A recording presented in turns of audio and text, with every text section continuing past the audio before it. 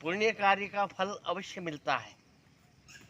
और पुण्य कार्य कितने ही होते हैं, पर यदि कोई भी जीवन में आपने सत्कर्म किया है, अच्छा कार्य किया है, तो उसे उसका फल इस जन्म में भी मिल जाता है। जन्म जन्मांतरों की प्रतीक्षा करने की भी आवश्यकता नहीं होती है। किसी ने उसे किसी को कहा कि कोई भी सत्कर्म करो, पुण्य कार्य करो, तो तुम्हें उसका फल मिलेगा। तो उसने कहा पुण्य कार्य क्या होता है, कि बहुत सारे पुण्य कार्य, एक पेड़ भी लगा दो तो वो भी पुण्य का कार्य है, वह आपको जीवन भर फल देगा। तो उसने एक पेड़ लगा दिया। धीरे धीरे वो पेड़ बढ़ता गया, बड़ा हो गया। जैसे जैसे उसमें फल आने को हुए, उसकी पत्नी शांत हो गई। उसके बाद में उसके पुत्र भी उसको छोड़ के चले गए। वो पेड़ मात्र उसका सहारा रहा। उस पेड़ पे इतने सारे आम आते थे और इतने मीठे आम आते थे कि उनको वो पाल डाल करके और बेचता था और उससे इतना सारा पैसा इकट्ठा हो जाता था कि वो साल भर अपनी आजीविका उस आम के पेड़ से चलाता था। ऐसे करते करते कई वर्ष बीत गए और उसका जीवन उस आम से ही चलता रहा।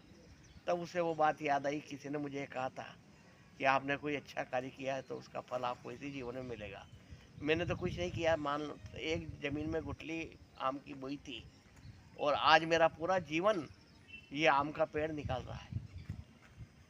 जब वो वृद्ध हो गया और एक दिन मृत्यु को प्राप्त हो गया, जब उसकी अंत्येष्टि करके उसको जला करके लोग वापस घर आए, उसी समय तेज बरसात हुई, आंधी आई और वो आम का पेड़ भी गिर गया। वह जो पुण्य कार्य उसने किया था उसका फल उसे मिला और अंत में जब वो नहीं रहा तब वो पेड़ भी नहीं रहा। तो जो आदमी सत्कर्म करता है तो ईश्वर का संबंध उसने कितना जोड़ा, कि उस आम से उसका संबंध जोड़ा। जब तक आम रहा, जब तक वह व्यक्ति भी रहा, और जब व्यक्ति रहा तब तक आम भी रहा, और जब व्यक्ति नहीं रहा तो आम भी नहीं रहा। इसलिए पुण्य कार्यों के फल हमेशा अच्छे मिलते हैं। कभी भी कोई सत्कर्म आप करेंगे तो आपको जीवन भर उसका लाभ मिलेगा। इसलिए कोई भी कार्य छोटा नहीं है।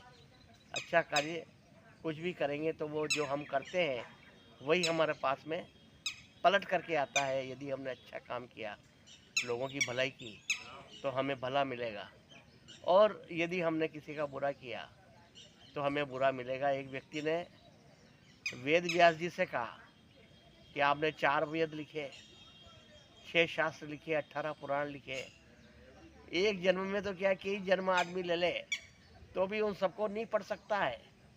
तो हमें तो कुछ सीधा रास्ता बताओ जिससे हमारे को पता लग जाए कि ये जो आपने सब लिखा है इसका सार क्या। तो उन्होंने कहा कि एक श्लोक में बता दूं, तो कि एक श्लोक में नहीं, आधे श्लोक में ही बता दो। तब व्यास जी ने कहा, अष्टादश पुराणेषु व्यासस्य वचनम द्वय। इन 18 पुराणों में सिर्फ 2 वचन को ध्यान रखना। अष्टादश पुराणेषु व्यासस्य वचनम द्वय, परोपकाराय पुण्याय पापाय परपीडनम। आप दूसरों का भला करोगे, इससे बड़ा पुण्य है ही नहीं, और दूसरों को दुख दोगे, उससे बड़ा पाप है ही नहीं। इसलिए इतने सारे शास्त्र पढ़ने की जरूरत नहीं है। जीवन में बस 2 बातें याद रखिए, दूसरों का भला करें और किसी का बुरा ना करें।